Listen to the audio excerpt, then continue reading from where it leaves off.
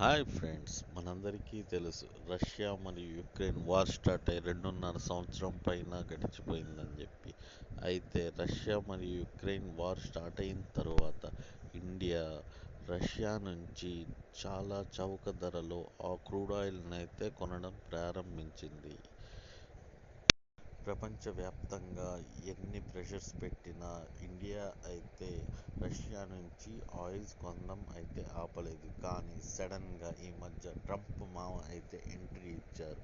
మీరు గనక రష్యా నుంచి ఆయిల్స్ కొంటే మేము టారిఫ్ విధిస్తామని చెప్పి ఫస్ట్ 25%, ఇప్పుడైతే 50% టారిఫ్ వేసాడు. అయినా మనం ఎక్కడా తగ్గకుండా రష్యా నుంచి అయితే ఆయిల్స్ కొంటున్నాం.